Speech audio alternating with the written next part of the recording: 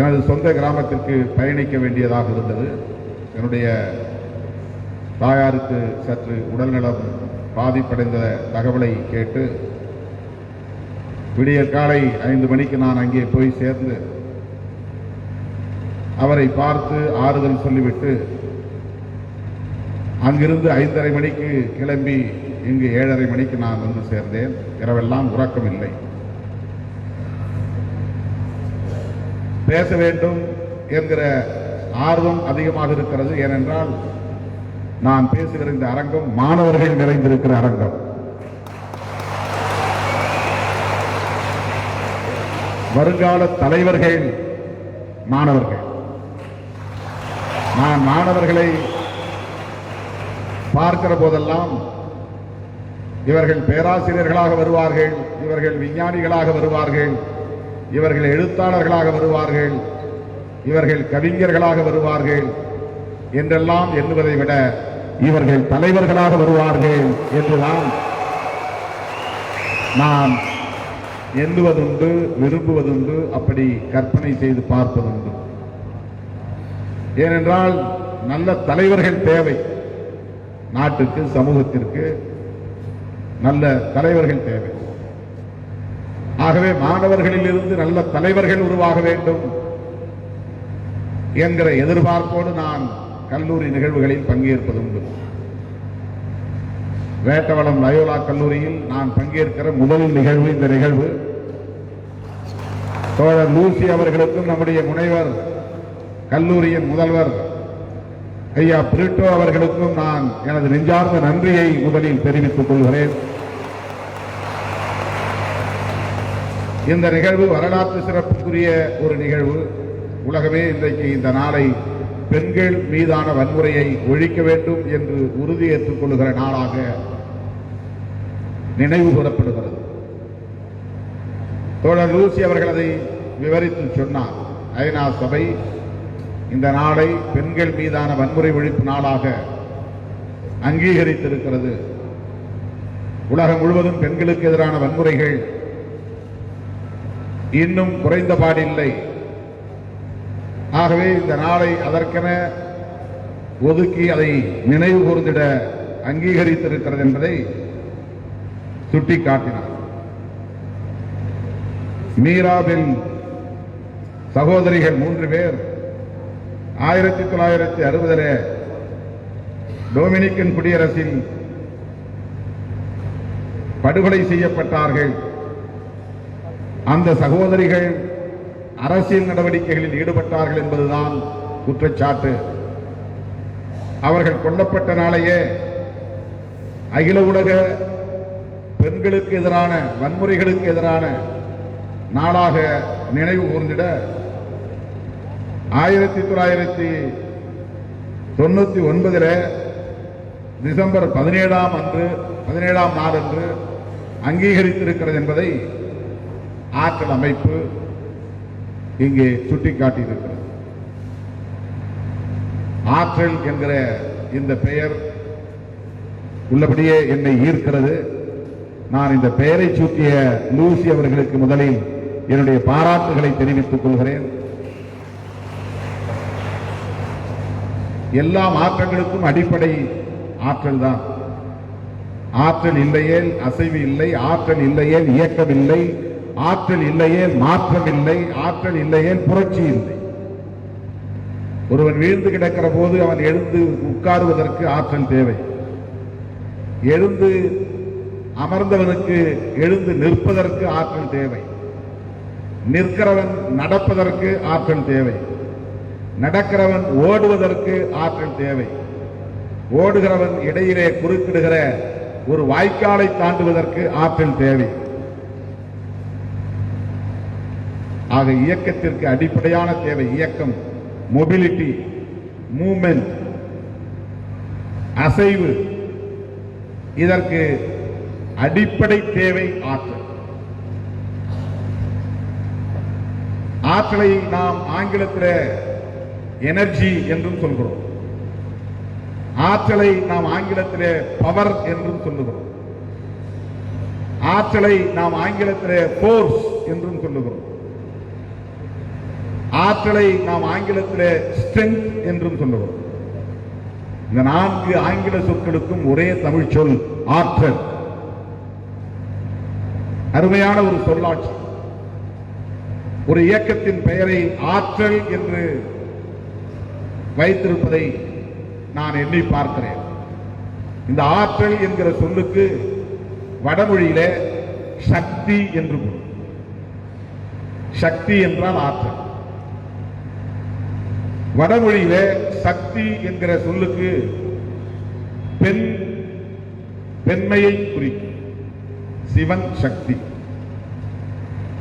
சிவன் ஆண்மை அல்லது ஆணை குறிக்கிற சொல், ஆண்பாலை குறிக்கிற சொல். ஆண்பாலுக்கு நேர் பெண்பால் சொல் சக்தி. சக்தியை தமிழாக்கம் செய்தால் ஆற்றல்.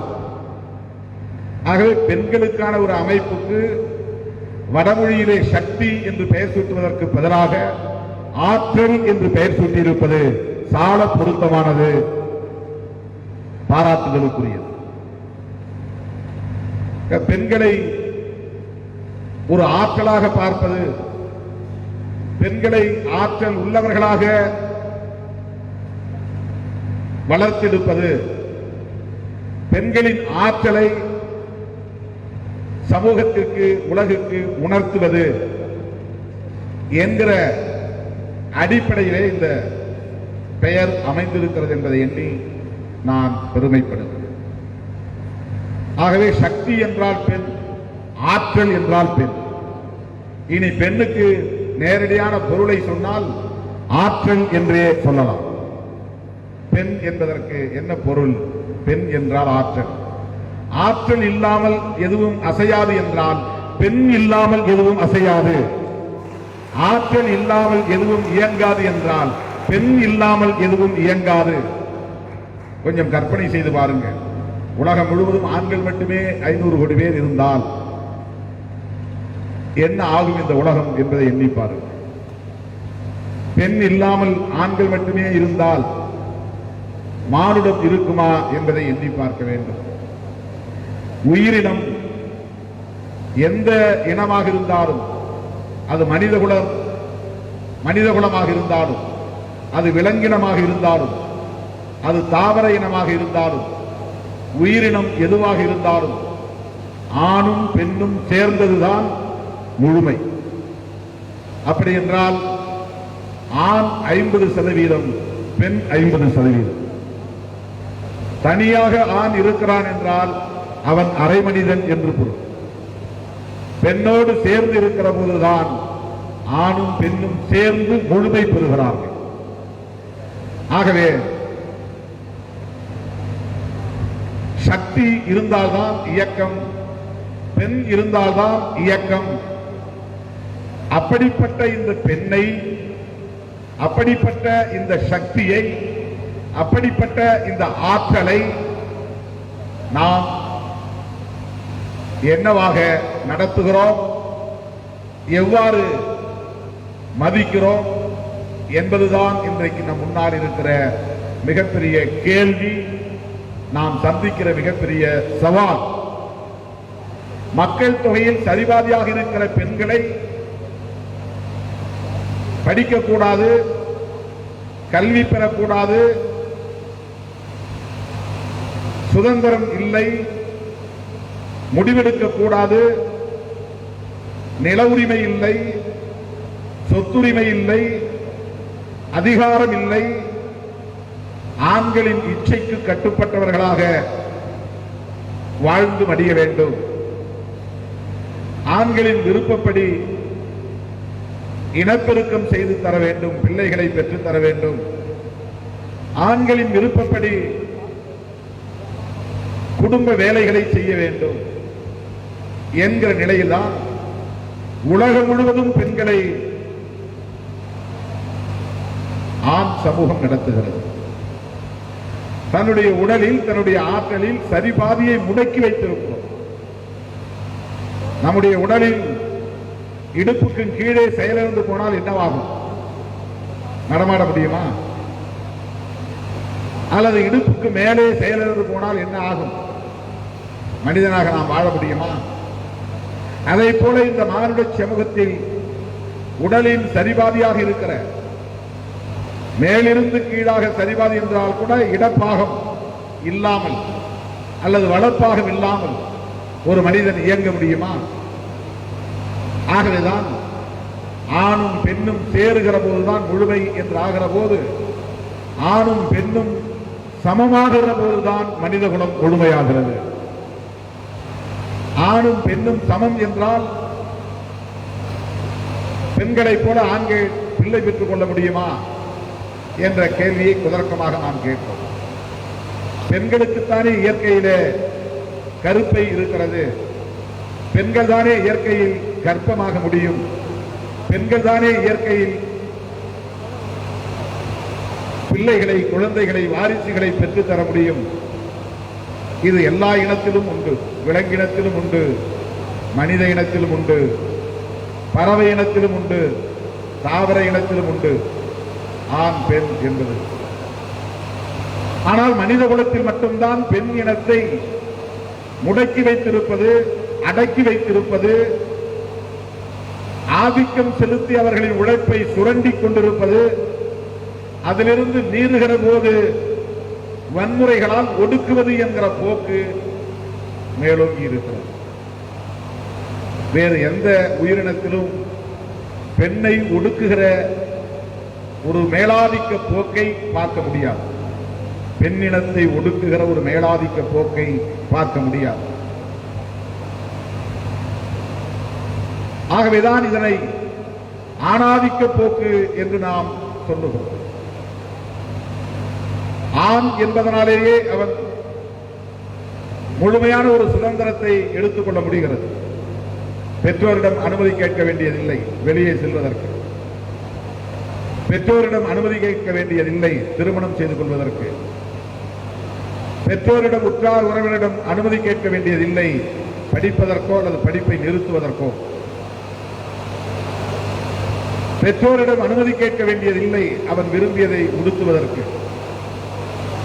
ஆனால் இந்த சமூகத்தில் பெண்கள் இதற்கெல்லாம் அனுமதி கேட்டாக வேண்டும் என்கிற நிலை இங்கே நீடிக்கிறது. இத்தகைய இந்த போக்கு பெண்களுக்கு எதிரான வன்முறைகளாக மாறுகிறது. குடும்ப ஒழுங்கு, சமூக ஒழுங்கு என்கிற பெயரில் பெண்களுக்கு எதிரான ஒடுக்குமுறை இங்கே நிறுவப்பட்டிருக்கிறது. பெண்களுக்கு எதிரான ஒடுக்குமுறைதான் சமூக ஒழுங்காக மாறியிருக்கிறது. நாம் பார்க்கிற சோசியல் ஆர்டர், திருமண முறை, எங்கோ ஒரு கிராமத்தில் எங்கோ ஒரு வீட்டில் பிறந்த பெண் 18-19 வயது வரையில் பெற்றோரோடு, உற்றார் உறவினர்களோடு, உடன் பிறந்தவர்களோடு வாழ்ந்த ஒரு பெண் திருமணத்தின் பெயரால் அவள் அந்த உறவிலிருந்து பிரிந்து அல்லது பிரிக்கப்பட்டு புதிதாக ஒரு குடும்பத்தோடு உறவாட வேண்டிய நிலை, வாழ்நாள் முழுக்க அவர்களோடு போய் வாழ்ந்தாக வேண்டிய நிலை, எங்கிருந்தும் ஆண்களை அழைத்து போய் திருமணம் செய்கிற முறை கிடையாது. ஒரு குடும்பத்திலிருந்து ஆண்களை பறித்தெடுத்து பிரித்தெடுத்து, இனிமேல் நீ இந்த குடும்பத்தோடு போய் வாழ், இந்த பெண்ணோடு போய் வாழ், உன் பெற்றோரை மறந்துவிடு அல்லது பெற்றோரை பிரிந்துவிடு, உடன் பிறந்தோரை பிரிந்துவிடு, நீ பிறந்த ஊரை பிரிந்துவிடு, நீ ஓடியாடி விளையாடிய இடத்தை, நீ குளித்த ஆற்றங்கரையை அல்லது குளத்தங்கரையை மறந்துவிடு, நீ பார்த்து மகிழ்ந்து சிரித்த பறவைகளை மறந்துவிடு, உன் குடும்பத்தில் இருந்து பிரிந்து, உன் உற்றார் உறவிடமிருந்து பிரிந்து 50 கிலோமீட்டருக்கு அப்பால் இருக்கிற ஒரு ஊரிலே ஒரு பொண்ணோடு ஒரு பெண்ணோடு போய் நீ வாழ்க்கை நடத்து என்று ஆண்களை குடும்பத்தில் இருந்து பிரித்தெடுக்கிற முறை எங்காவது உண்டா என்றால் இல்லை. ஆனால் இந்த முறை பெண்களுக்கு இருக்கிறது. இதை பெண்கள் ஏற்றுக்கொண்டாக வேண்டும், இதை பெண்கள் ஏற்றுக்கொண்டு மகிழ்ச்சியாக வாழ்ந்தாக வேண்டும். நாம் ஒரு ஊரிலிருந்து பிரிந்து ஒரு நகரத்துக்கு படிக்க போகிற போதே ஊரை பிரிய முடியாமல் மனம் தவிக்கிறது, பெற்றோரை பிரிய முடியாமல் மனம் பதைக்கிறது. வெளிநாடு போகிற போது கதறி அழுகிறோம், கட்டி தழுவி அழுகிறோம், உறவை பிரிந்து செல்ல. ஆனால் திருமணம் ஒரு பெண்ணை, ஓரிடத்திலே பிறந்த பெண்ணை, ஒரு குடும்பத்திலே வளர்ந்த பெண்ணை, பெற்றோருடன் மகிழ்ந்து விளையாடிய ஒரு பெண்ணை, உடன் பிறந்தவர்களோடு சண்டை போட்டு மகிழ்ச்சியாக வாழ்ந்த ஒரு பெண்ணை ஒரு நாள் திடுமென திருமணம் என்கிற பெயரால் பிரிக்கிறோம், பறிக்கிறோம். 100 கிலோமீட்டருக்கு அப்பால் ஒருவன் இருக்கிறான், அவனுக்கு நீ போய் இனி சோறாக்கி போடு, அவன் காம இச்சைகளுக்கு நீ இரையாகு, அவன் எதிர்காலத்திற்கு அவனுக்கு தேவையான ஆண் பிள்ளைகளையோ பெண் பிள்ளைகளையோ அவன் விரும்புகிற வரையில் பெற்று போடு. 10 பிள்ளைகள் வேண்டும் என்றாலும் அதை நீ தடுக்காதே, மறுக்காதே. இப்படி ஒரு வாழ்க்கை பெண்களின் மீது திணிக்கப்பட்டு அதை பெண் சமூகமும் ஏற்றுக்கொண்டு ஆண் சமூகமும் பெண் சமூகமும் இணைந்து பெண்ணுக்கு எதிரான ஒரு கலாச்சாரத்தை நாம் திணிக்கிறோம் என்றால், இந்த ஒழுங்கு சமூக ஒழுங்கு என்று நாம் இங்கே கருதி கொண்டிருக்கிறோமே, இந்த சமூக ஒழுங்கை ஏற்படுத்துவதற்கு, இதை நிலைநாட்டுவதற்கு எவ்வளவு வன்முறைகள் நிகழ்ந்திருந்தால் இது நிகழும். ஒழுங்கு என்பதே வன்முறைகளால் தீர்மானிக்கப்படுவதுதான். நீ லெப்ட்ல தான் போகணும் அப்படின்னு ஒரு ஒழுங்கை உருவாக்குறோம்னா, அதை அறிவிக்கிற போது கண்ணா பின்னாடு போய்கொண்டிருந்த மனித குலத்தை இனி இந்த சாலையில் நீ இடது பக்கமே வண்டி ஓட்டி போக வேண்டும் என்று ஒரு சட்டம் கொண்டு வருகிற போது அதை மீறுகிறவன் மீது சட்டம் பாயும், வழக்கு பாயும், அவன் சிறைக்கு செல்வான் அல்லது தண்டம் கட்டுவான். அது ஒரு வகையான ஒடுக்குமுறை. அப்போதுதான் அந்த ஒழுங்கை கொண்டு வர முடியும். ஒரு order, law and order, discipline அல்ல. ஒழுங்கு என்பது டிசிப்ளின் என்பது வேறு, ஒழுங்கு என்பது ஆர்டர் என்பது வேறு. நாற்காலி போட்டா எல்லாம் நாற்காலில் உட்காருங்க அப்படிங்கிறது ஒரு ஒழுங்கு. மேடைகளில் 10 நாற்காலி தான், 10 பேர் தான் அமர வேண்டும், வேறு யாரும் அமரக்கூடாது என்று சொல்லுவது ஒரு ஆர்டர், அது ஒரு ஒழுங்கு. ஆர்டர் என்பது ஆணை என்றும் பொருள், ஒழுங்கு என்றும் பொருள். ஆகவே இந்த சமூகத்தில் ஒரு சமூக ஒழுங்கு இருக்கிறது, இந்த சமூகத்தில் ஒரு குடும்ப ஒழுங்கு இருக்கிறது என்றால், இந்த ஒழுங்கை சமூகத்தில் நிலைநாட்டுவதற்கு முன்பு தொடக்க காலத்தில், ஆதி காலத்தில் மிக கொடூரமான ஒடுக்குமுறைகள் நிகழ்த்தப்பட்டிருக்கும். அது அரசாங்கத்தின் பெயராலோ ஆண்களின் பெயராலோ கொடூரமான ஒடுக்குமுறைகள் நிகழ்த்தப்பட்டதன் விளைவாகத்தான் இதுதான் வாழ்க்கை, இதுதான் ஒழுங்கு, இதுதான் விதி, சமூக விதி, இதுதான் இயங்கியல் விதி அல்ல, சமூக விதி, மனிதனே உருவாக்குகிற விதி. இயங்கியல் விதி என்பது இயற்கையே உருவாக்குகிற விதி. நெருப்பு சுடும் என்பது இயங்கியல் விதி, தண்ணீர் பள்ளத்தை நோக்கி பாயும் என்பது இயங்கியல் விதி, மேடும் பள்ளமும் இருக்கும் என்பது இயங்கியல் விதி. இது இயங்கியல் விதி, இது இயல்பானது. ஆனால் பெண் இப்படித்தான் வாழ வேண்டும், ஆண் இப்படித்தான் இருக்க வேண்டும், குடும்பத்தில் பிறந்த ஆண்களுக்கு சொத்து உண்டு, பெண்களுக்கு சொத்து இல்லை என்கிற விதி சமூக விதி, மனிதன் போட்டுக்கொண்ட விதி, இது வேறு. ஆகவே இந்த விதிகளை எல்லாம் நடைமுறைப்படுத்தி இதை ஒரு ஒழுங்காக மாற்றுகிற வரையில்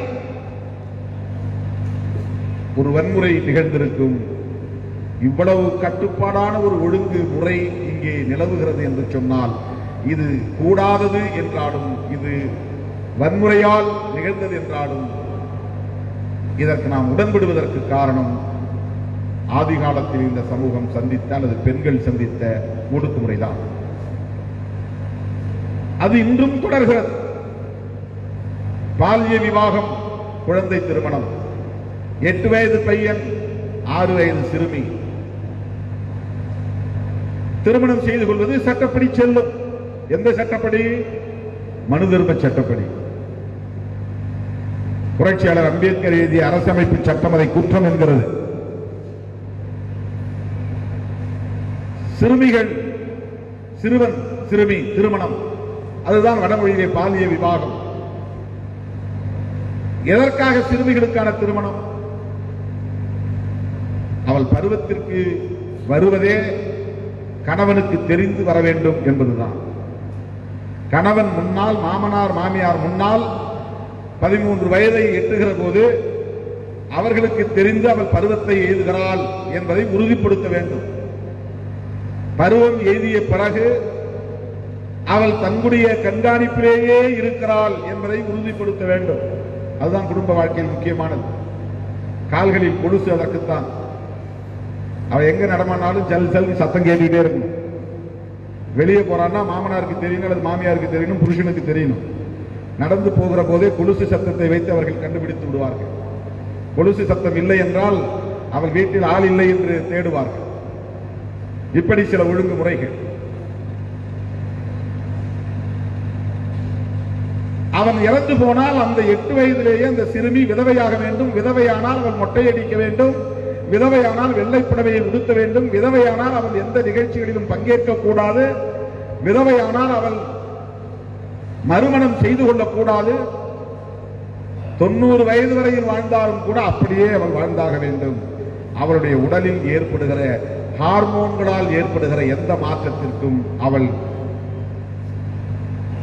ஈல்டாகிவிடக் கூடாது. அதாவது அதற்கு இணங்கிவிடக் கூடாது. உடல்ல மாற்றங்கள் ஏற்படலாம். ஒவ்வொருத்தருக்கும் ஹார்மோன்ஸ் என்பது சுரக்கும் போது உடலில் மாற்றம், உள்ளத்தில் மாற்றம், உணர்ச்சிகளில் மாற்றம், பயாலஜிக்கல் நீட்ஸ் என்கிற அடிப்படையில் பருவத்திற்கான இச்சைகள், அந்த இச்சைகள் தோன்றினாலும் அவை அனைத்தையும் துறக்க வேண்டும், கட்டுப்படுத்திக் கொள்ள வேண்டும். மீறினால் தண்டனை. கரும்புள்ளி செம்புள்ளி குத்துவார்கள். கழுதை மீது ஏறி உட்கார வைத்து ஊர்வலம் நடத்துவார்கள். நிர்வாணப்படுத்தி, ஊர் முன்னிலையில் நிர்வாணப்படுத்தி கொடுமை செய்வார்கள். அதனால்தான் பெண்கள் அதை ஏற்றுக்கொண்டார்கள். இவ்வளவு அவமானத்தை தாங்குவதற்கு பதிலாக இந்த விதவை கோலத்தை ஏற்றுக்கொள்ளலாம், இந்த வாழ்க்கை முறையை ஏற்றுக்கொள்ளலாம், இந்த சமூக ஒழுங்குமுறையை ஏற்றுக்கொள்ளலாம் என்று பெண் சமூகம் அதை அப்படியே ஏற்றுக்கொள்ள முனைந்தது. ஆகவே இது இன்றைக்கு நேற்றைக்கு அல்ல தோழர்களே. தலைமுறையாய் எந்த ஆண்டில் இது இப்படி தொடங்கியது, எப்படி இது இப்படி மாறியது என்பதை நம்மால் ஆதாரங்களோடு நிறுவ முடியாத வரலாற்றுக்கு முந்தைய காலத்தில் இருந்து இது தொடர்கிறது. மனிதன் தோன்றிய வரலாற்றை நாம் படிக்கிற போது குடும்பம் தோன்றியது சில 1000 ஆண்டுகளுக்கு முன்புதான். குடும்பம் தோன்றுவதற்கு முன்பு கணவனும் இல்லை, மனைவியும் இல்லை. குடும்பம் தோன்றுவதற்கு முன்பு அப்பாவும் இல்லை, அம்மாவும் இல்லை. குடும்பம் தோன்றுவதற்கு முன்பு அண்ணனும் இல்லை, தங்கையும் இல்லை. குடும்பம் தோன்றுவதற்கு முன்பு தாயும் இல்லை, மகனும் இல்லை. ஆண் பெண் அவ்வளவுதான். இனப்பெருக்கம் நடந்தது. குடும்பம் எங்கிருந்து தோன்றியது என்று மார்க்சியம் சொல்லுகிறது. சொத்து உருவான போதுதான் குடும்பம் உருவாகிறது. சொத்து சேர்த்து வைக்க முனைகிறவர் தான் இறப்புக்கு பிறகு இந்த சொத்தை யாரிடம் ஒப்படைத்து விட்டு போவது என்கிற கேள்விக்கு உள்ளாகிறார். தான் சேர்த்த சேமித்த சொத்துக்களை தனக்கே உரிய வாரிசுகளிடம் ஒப்படைக்க வேண்டும் என்று விரும்புகிறான். தனக்கே உரிய வாரிசு என்பதை அவன் உத்தரவாதப்படுத்த வேண்டும், உறுதிப்படுத்த வேண்டும். ஒரு பெண்ணுக்கு குழந்தை பிறந்தால் அது இந்த ஆணுக்குத்தான் பிறந்தது என்று எப்படி உறுதிப்படுத்த முடியும்? அதற்கு எந்த லெபார்டரிஸும் இல்லை. இப்ப இருக்கு டிஎன்ஏ டெஸ்ட், அப்ப கிடையாது. ஒரு குழந்தைக்கு பிள்ளை பிறந்தால் அந்த பிள்ளை இவனுக்குத்தான் பிறந்தது என்று உறுதிப்படுத்த வழிமுறை தெரியாத போதுதான் இவனுக்குத்தான் இந்த குழந்தை பிறந்தது என்று சொல்லுவதற்காக இவனுக்குத்தான் இந்த பெண்ணை நாங்கள் கட்டி வைக்கிறோம். அவன் காலோடு இவன் காலை கட்டி போடுகிறோம், அவன் கையோடு இவன் கையை கட்டி போடுகிறோம். இனிமேல் இவள் இன்னொரு ஆணை நிமிர்ந்து பார்க்க மாட்டாள், இன்னொரு ஆணை பார்த்து சிரிக்க மாட்டாள். எந்த ஆணும் இவள் திருமணமானவள் என்று ஊருக்கு தெரிந்த பிறகு அவளை திரும்பி பார்க்க கூடாது என்கிற ஒரு ஒழுங்கை கொண்டு வருவதற்குத்தான். இனி அவளுக்கு பிறக்க போகிற பிள்ளை இவனுக்கே பிறந்தது என்று உறுதிப்படுத்துவதற்காகத்தான் இந்த சடங்குகள், சம்பிரதாயங்கள் சமூகத்தில் உருவாயின என்பது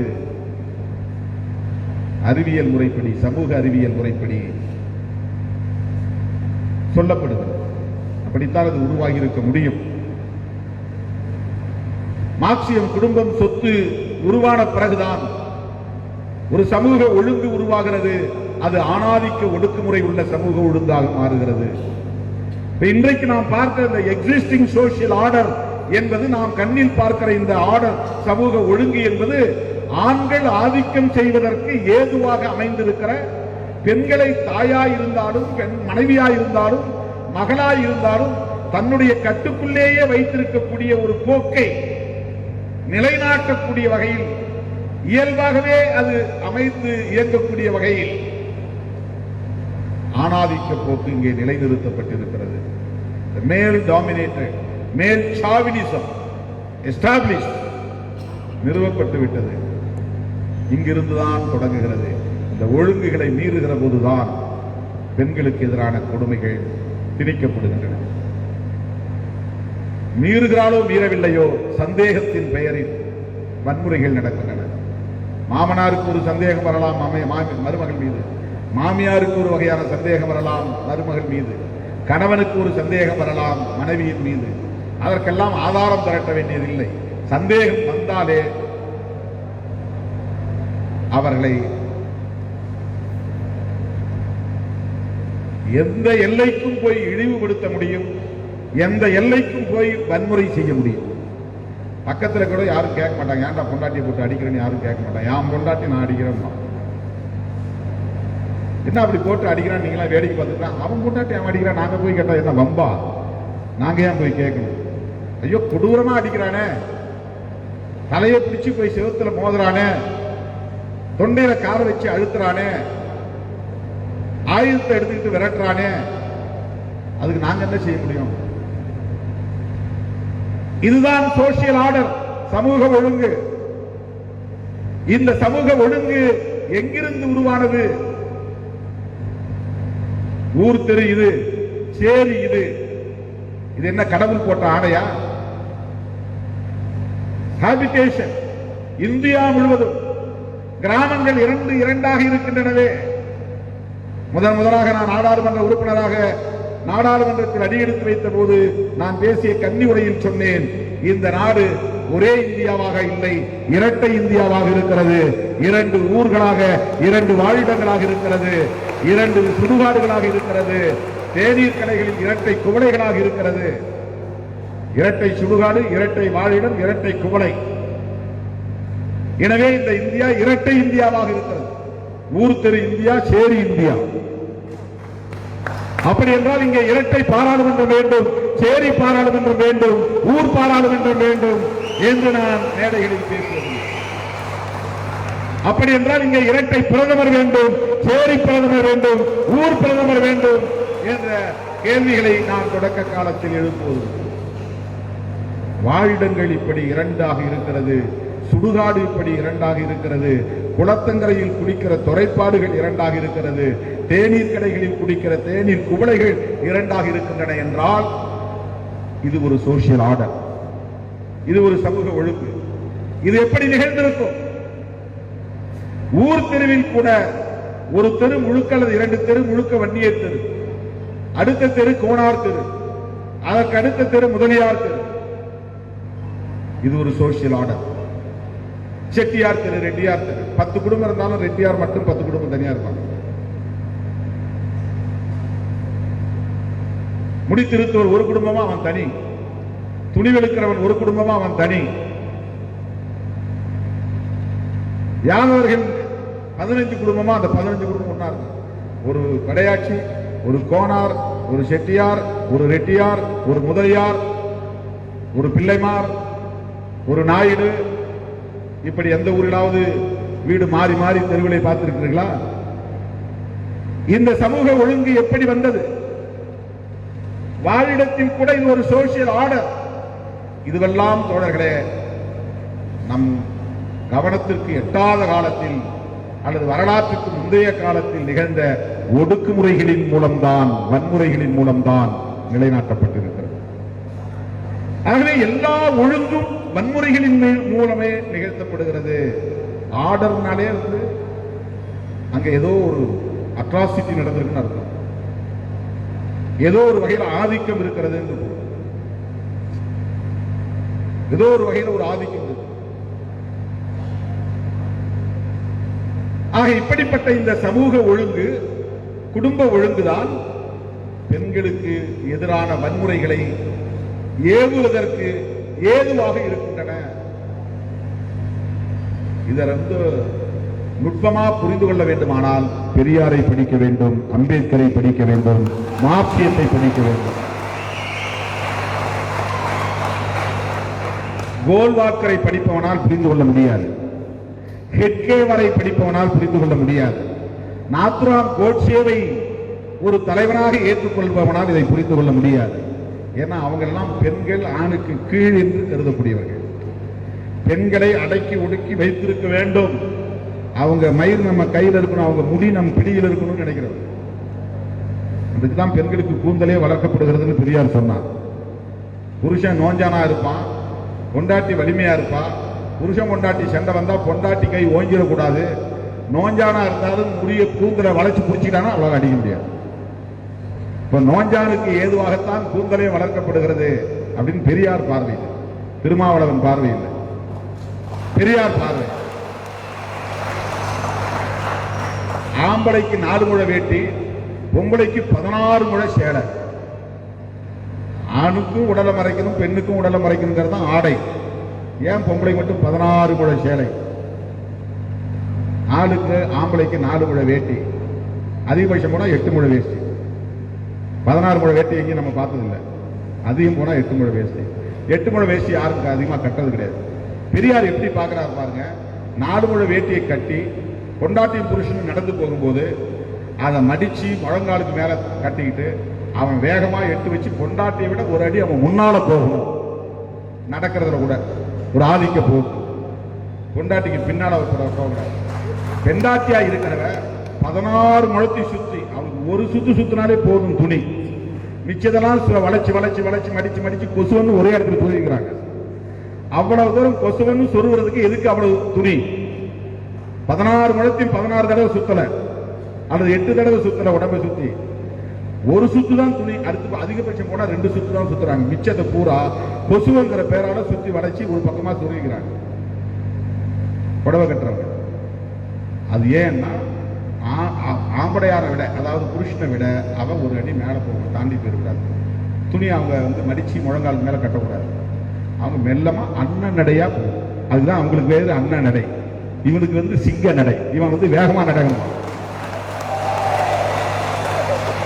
அது ஏன்னா புருஷனை விட பொறுமையா நட, அண்ணன் நட ஆங்காரமா நடக்காதா? பொம்பளை வேகமா நடந்தா என்ன ஆங்காரமா நடக்கிற நீ? பூமாதேவி மேல நங்கு நங்குன்னு காடு வச்சு நறுக்கு நறுக்கு நடந்து போற பொம்பளை வேகமா நடந்தாலே குற்றம் இந்த சமூகத்துல. இந்த தலைமுறைக்கு ஒருவேளை தெரியாமல் இருக்கலாம். அம்பேத்கர் பிறந்த பிறகு, பெரியார் பிறந்த பிறகு, விடுதலை சிறுத்தைகள் வளர்ந்த பிறகு இந்த தலைமுறைக்கு அது தெரியாமல் இருக்கலாம். இதெல்லாம் பெரியார் பார்வை. அதனாலதான் பெரியார் சொன்னாரு, தூரத்துல இருந்து பார்த்தா ஆனா பொண்ணான்னு தெரியாத மாதிரி நீ அவன மாதிரி பேண்ட் போடு, அவன மாதிரி சட்டை போடுனார். சனாதனவாதிகள்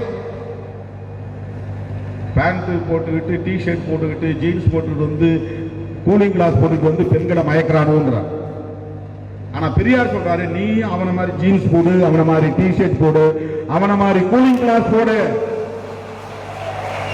உடையிலும் அந்த மிடுக்கு உனக்கு வேண்டும். அது கலாச்சாரத்தை சிதைக்கிறார்கள் என்று அவர்கள் குற்றம் சாட்டுகிறார்கள். பெரியார் உளவியல் ரீதியாக அடிமைப்பட்டு கிடக்கிற ஒரு பெண் முதலில் அதிலிருந்து விடுபடட்டும்.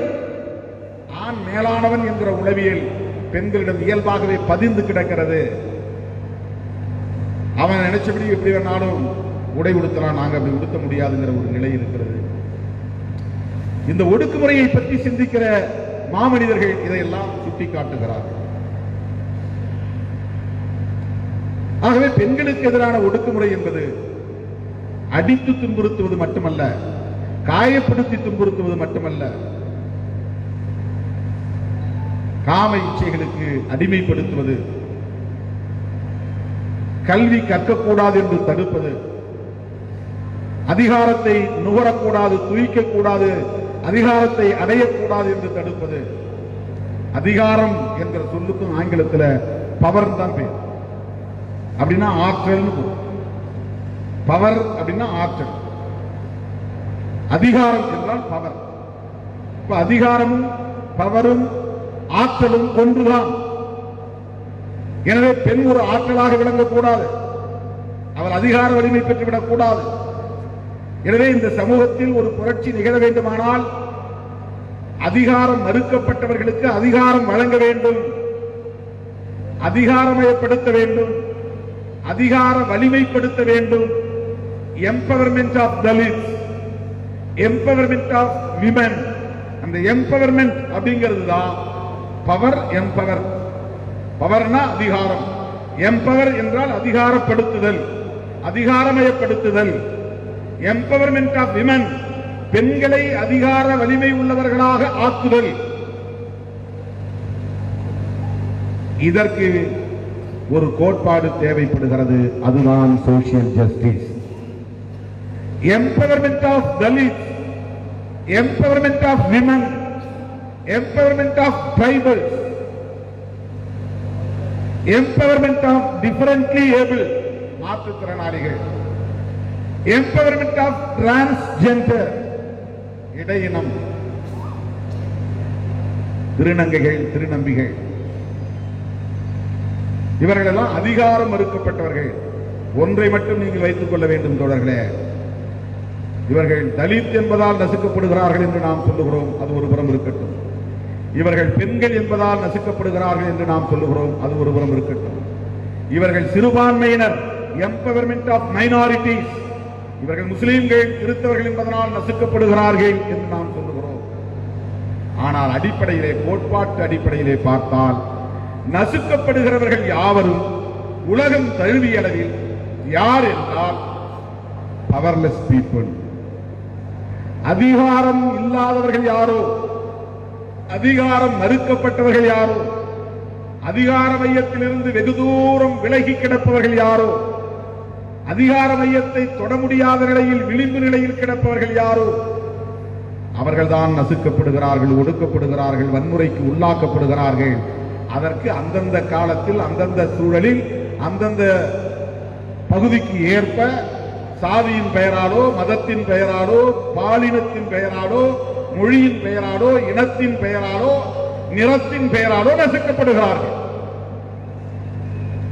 ஆனால் அடிப்படையில் என்னவென்றால், யார் அதிகாரத்தோடு தொடர்பில் இல்லையோ அவர்கள் நசுக்கப்படுகிறார்கள். அப்படி என்றால் என்ன பொருள்? வன்முறைகளில் இருந்து நசுக்கப்படுகிறவர்களை பாதுகாக்க வேண்டுமானால் அவர்கள் அதிகாரத்தை தொடக்கூடியவர்களாக, அதிகாரத்தை நுகரக்கூடியவர்களாக, அதிகாரத்தை கையில் ஏந்தி ஆளுமை மிக்கவர்களாக வாழ வழிவகை காண வேண்டும். ஆக பெண்களை ஒடுக்குமுறைகளில் இருந்து பாதுகாக்க வேண்டுமானால் பெண்களை எம்பவர்மெண்ட், அதிகாரமயப்படுத்த வேண்டும். தலித்துகளை கொடுக்குமுறைகளில் இருந்து மீட்க வேண்டுமானால் தலித்துகளை எம்பவர் செய்ய வேண்டும். இதுதான் சிம்பிள். ஆக இவர்களை எம்பவர் செய்ய வேண்டுமானால் அதை கொள்கை அடிப்படையில் அனைவரையும், பெரும்பான்மையாக இருப்பவர்கள் அனைவரையும் ஜனநாயக சக்திகளின் ஊடாக ஏற்றுக்கொள்ள வைப்பது, சட்டப்பூர்வமாக ஏற்றுக்கொள்ள வைப்பது. அப்படி ஒரு மகத்தான கண்டுபிடிப்பு தான், அரசியல் கண்டுபிடிப்பு தான், அரசியல் கோட்பாடு தான் சோசியல் ஜஸ்டிஸ், சமூக நீதி கோட்பாடு. அந்த கோட்பாடு இருக்கிறதுனால தான் reservation in education and employment for Dalits, reservation in education and employment for tribals, reservation in education and employment for OBC, for minorities, for women, reservation in assembly, reservation in parliament, reservation in panchayat, reservation in corporations. இது சட்டப்பூர்வமாக ஏற்கப்படுகிறது. ஏனென்றால் social justice என்கிற கோட்பாடு ஏற்கப்பட்டு விட்டது. Social justice என்கிற கோட்பாடு ஏற்கப்பட்டதால் தான் reservation என்கிற உத்தி, ஸ்ட்ராட்டஜி ஏற்கப்படுகிறது. நாம் ஏன் சோசியல் ஜஸ்டிஸ்க்காக போராடுகிறோம் என்பதை நீங்கள் புரிந்து கொள்ள வேண்டும். நான் எம்பவர் ஆகணும்னா எனக்கு இடஒதுக்கீடு வேணும். எனக்கு இடஒதுக்கீடு வேணும்னா சோசியல் ஜஸ்டிஸ் என்கிற கோட்பாடு இங்கே பாதுகாக்கப்பட வேண்டும். சோசியல் ஜஸ்டிஸ் என்கிற கோட்பாடு பாதுகாக்கப்பட வேண்டுமானால் புரட்சியாளர் அம்பேத்கர் எழுதிய அரசியலமைப்பு சட்டம் பாதுகாப்பாக இருந்தாக வேண்டும். இந்தியாவுக்கு மட்டுமல்ல, உலகம் முழுவதும் இந்த சோசியல் ஜஸ்டிஸ் எந்த பெயரால் வழங்கப்பட வேண்டும். ஈழத்திலே தமிழர்கள் நசுக்கப்படுகிறார்கள் என்கிற போது அந்த வன்முறையை எதிர்க்கிறோம் என்கிற பெயரில் மட்டுமல்ல, அந்த ஒடுக்குமுறையை எதிர்க்கிறோம் என்கிற பெயரில் மட்டுமல்ல, அவர்கள் அரசியல் அதிகாரமற்றவர்களாக இருக்கிறார்கள். ஆகவே அவர்களுக்கு அரசியல் அதிகாரம் வேண்டும். அந்த அரசியல் அதிகாரம் என்பது தனி நாடு என்கிற கோரிக்கையாக மாறி இருக்கிறது. தமிழ் ஈழம் என்கிற கோரிக்கையாக மாறி இருக்கிறது. ஆகவேதான் அதை நாம் ஆதரிக்கிறோம். அவங்களுக்கு பொலிட்டிக்கல் பவர் வேணும். அப்படின்னா பெரும்பான்மை தேசிய இனத்தின் ஒடுக்குமுறையிலிருந்து சிறுபான்மை தேசிய இனம் தற்காத்துக் கொள்ள முடியும். பெரும்பான்மை இந்து மதம் சார்ந்த மக்களின் ஆட்சி அதிகார வன்முறைகளில் இருந்து சிறுபான்மை மத சிறுபான்மை மக்கள், முஸ்லிம்கள், கிறிஸ்தவர்கள், பௌத்தர்கள், சீக்கியர்கள், பார்சிகள், சமணர்கள் இங்கே பாதுகாப்பாக இருக்க வேண்டும். டெமோக்ரசி என்பது சிறுபான்மையினரின் பாதுகாப்பையும் உறுதிப்படுத்த வேண்டும். அதுதான் டெமோக்ரசி. அவர்களை எல்லாம் அதிகார வலிமை உள்ளவர்களாக வளர்த்தெடுக்க வேண்டும், வலுப்படுத்த வேண்டும். அதற்கு சமூக நீதி கோட்பாடு வேண்டும். நாளை புரட்சியாளர் அம்பேத்கர் அரசியலமைப்பு சட்டத்தை சமர்ப்பித்த நாள் நவம்பர் 26.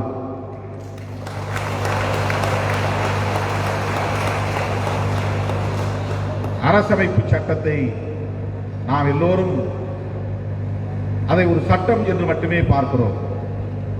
நீங்கள் அந்த சட்டத்தின் பெயரை படித்து பாருங்கள், ஒரு தடவை ஆழ்ந்து கவனித்து பாருங்கள். Constitution of India. கான்ஸ்டிடியூஷன் என்றால் கட்டமைத்தல் என்று, அடித்தளத்திலிருந்து கட்டமைத்தல்.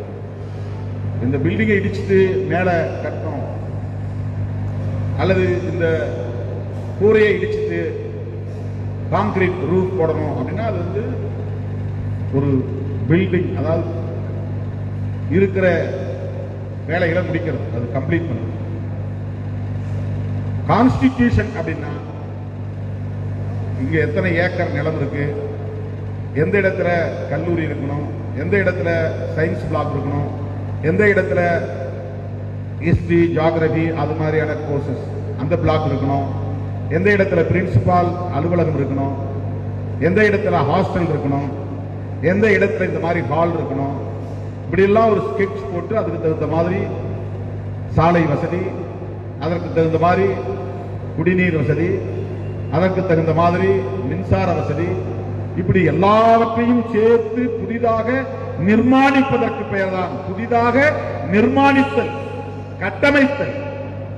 அதுதான் ஆங்கிலத்தில் கான்ஸ்டிடியூஷன். கான்ஸ்டிடியூட், கான்ஸ்டிடியூட் என்றால் கட்டமைப்பு செய். கான்ஸ்டிடியூஷன் ஆஃப் இந்தியா, இந்தியாவை நிர்மாணிக்க வேண்டும். அப்படின்னா இந்தியா அதுக்கு முன்ன இல்லையா, இருந்தது. அப்ப ஏன் இப்ப புதுசா இந்தியாவை கட்டமைக்கணுமா? ஆமா.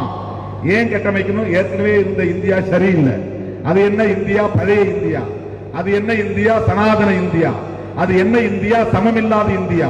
அது என்ன இந்தியா? சகோதரத்துவம் இல்லாத இந்தியா. அது என்ன இந்தியா? சுதந்திரம் இல்லாத இந்தியா. அது என்ன இந்தியா?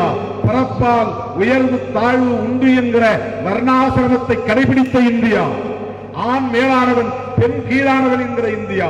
அந்த இந்தியாவை அடியோடு தரைமட்டமாக்கிவிட்டு புதிய இந்தியாவை நிர்மாணிக்க போகிறோம்.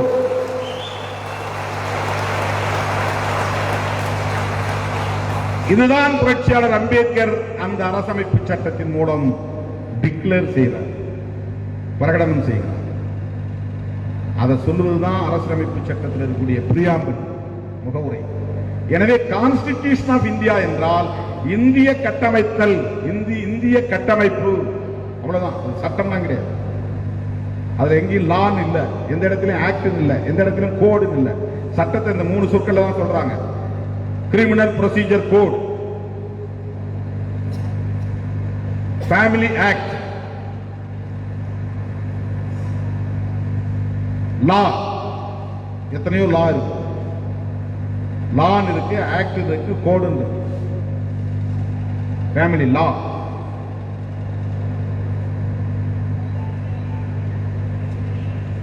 ஆக்ட், கோட், லா என்ற சொற்கள் கான்ஸ்டிடியூஷன் ஆஃப் இந்தியா என்பது கிடையாது. அப்படின்னா கான்ஸ்டிடியூஷன் ஆஃப் இந்தியா என்பதே ஒரு மேனிஃபெஸ்டோ. அது ஒரு கொள்கை அறிக்கை, அது ஒரு கொள்கை பிரகடனம், ஒரு புதிய இந்தியாவை கட்டமைப்பதற்கான கொள்கை பிரகடனம். எப்படி கார்ல் மார்க்சும் ஏங்கல்ஸும் தொழிலாளர்களின் விடுதலைக்காக ஒரு கம்யூனிஸ்ட் அறிக்கையை தாக்கல் செய்தார்களோ, அந்த கம்யூனிஸ்ட் அறிக்கையை போல ஒரு புதிய இந்தியாவை நிர்மாணிப்பதற்கான ஒரு கொள்கை அறிக்கை தான் புரட்சியாளர் அம்பேத்கர் வகுத்தளித்த கான்ஸ்டிடியூஷன் ஆஃப் இந்தியா. அது என்ன இந்தியாவை கட்டமைக்க போகிறது என்றால், இந்தியாவில் இருக்கிற இந்திய குடிமக்களாகிய நாங்கள் அனைவரும் ஒவ்வொரு குடிமகனுக்குமான நீதியை வழங்கவும், லிபர்ட்டி சுதந்திரம், ஈக்வாலிட்டி சமத்துவம், ஃப்ரெட்டர்னிட்டி சகோதரத்துவம் ஆகிய இந்த விழுமியங்கள் நிறைந்த ஒரு தேசத்தை, ஒரு குடியரசை இங்கே நாங்கள் உருவாக்க உறுதி எடுத்துக் கொண்டு என்றுதான் அந்த பிரியாம்பிள் தொடங்குகிறார். அதுதான் கொள்கை பிரகடனம். ஜஸ்டிஸ் நீதி வேண்டும், லிபர்ட்டி சுதந்திரம். நான் யாரை கல்யாணம் பண்ணிக்கணும் நான் முடிவு பண்ணணும். ஒரு பெண்ணாய் இருப்பவள் தான் எதிர்காலத்தில் வாழப்போகிற இணை என்ன ஒரு 50 வருஷமாவது புருஷனோட வாழ்ந்தாங்க. அப்படின்னா எத்தகைய கணவனை தேர்ந்தெடுக்க வேண்டும் என்கிற அந்த முடிவெடுக்கிற சுதந்திரம் இந்த மண்ணில் பெண்ணுக்கு உண்டா? நாமெல்லாம் பெண் மீது இருக்கிற அக்கறையோட நாம இவனைதான் கட்டி கொடுங்க, அவனைதான் கட்டி கொடுங்க பொறுப்புணர்வோடு செயல்படுறோங்கிறது ஒரு பக்கம் இருந்தாலும் கூட அதை நான் தவறு என்று சொல்லவில்லை. அந்த பொறுப்புணர்வு பெற்றோருக்கு உண்டு, அது இல்லை என்று நாம் மறுக்கவில்லை. ஆனாலும் அந்த பெண் அதை மீறுகிற போது, நான் தாய் மாமனை கட்டியே விரும்பல அப்படின்னு ஒரு பெண் சொல்ல முடியுமா?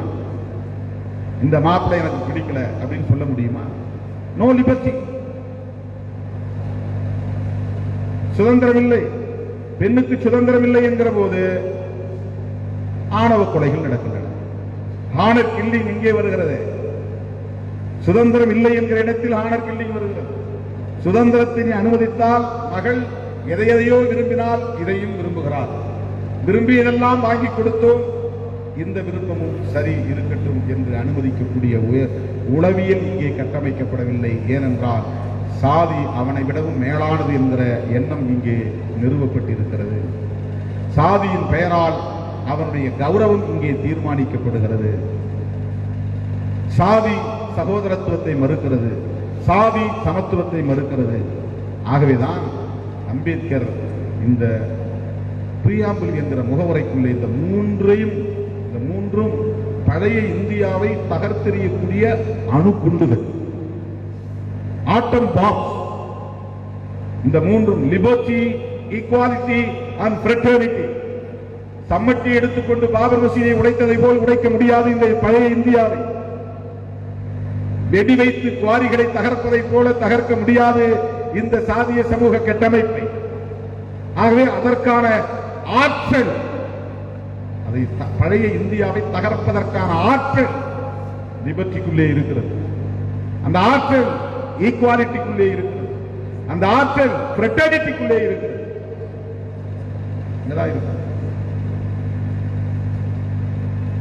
இந்த கான்ஸ்டிடியூஷன் என்பது மட்டும் ஒரு 60-70 விழுக்காடு நடைமுறைக்கு வந்தாலே பெண்களின் மீதான வன்முறைகள் தடுக்கப்படும், தலித்துகளின் மீதான வன்முறைகள் தடுக்கப்படும், சிறுபான்மை மக்களின் மீதான வன்முறைகள் தடுக்கப்படும்.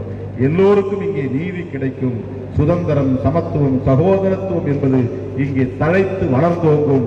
அப்போது நாம் வன்முறை இல்லாத ஒரு வாழ்க்கையை உய்த்துணர முடியும். ஆதிக்கம் இல்லாத ஒரு வாழ்க்கையை நாம் முன்னெடுத்து செல்ல முடியும். ஆகவே பெண்களை நாம் சமமானவர்களாக கருத வேண்டும் என்பதை விட அவர்களை சமமான சக்தி உள்ளவர்களாக, வலிமை உள்ளவர்களாக வளருவதற்கு எந்த இடையூறும் செய்யாமல் இருக்க வேண்டும். அவர்கள் கல்வி பெற வேண்டும், அவர்கள் அதிகாரம் பெற வேண்டும், அவர்கள் ஆளுமை பெற வேண்டும். பல கூட்டங்களில் நான் சொல்லி இருக்கிறேன், ஆண்மை என்பது ஆண்களுக்கு மட்டுமே உரியதல்ல, பெண்களுக்கும் உண்டு. ஆண்மை என்ற சொல் ஆளுமை என்பதன் மருவிய சொல் தான். ஆளுமை என்பதுதான் ஆண்மை என்றார். ஆளுமை என்பது ஒரு லீடர்ஷிப், ஆளுமை என்பது ஒரு பர்சனாலிட்டி, ஆளுமை என்பது ஒரு டெசிஷன் மேக்கிங், ஆளுமை என்பது ஒரு திட்டமிடுகிற ஆற்றல், ஆளுமை என்பது ஒரு ஆற்றல். பெண்ணுக்கும் ஆளுமை உண்டு என்றால் பெண்ணுக்கும் ஆண்மை உண்டு என்று. பெண்மை என்றால் என்ன? பெண்மை என்றால் பேணுமை என்று பொருள். பேணுமை என்றால் பேணி பாதுகாத்தல், கேரிங். பெண்களுக்கு தான் அதிகமான கேரிங், குழந்தைகள் மேல ஒரு கேரிங். அவங்கள பாதுகாக்கணும், அவங்களுக்கு ஒரு கடமைகளை செய்யணும், அவங்களுக்கு தண்ணி கொடுக்கணும், அவங்களுக்கு துணிமணியை எடுத்து கொடுக்கணும், அவங்களுக்கு மாத்திரையை கொடுக்கணும், அவங்களுக்கு ஏதாவது நம்ம ஹெல்ப் பண்ணிட்டே இருக்கணுங்கிற ஒரு கேரிங். சாப்பிட்டீங்களா, தூங்குனீங்களா, நல்லபடியா இருக்கீங்களா, இந்த கேரிங், அதுதான் பேணுமை.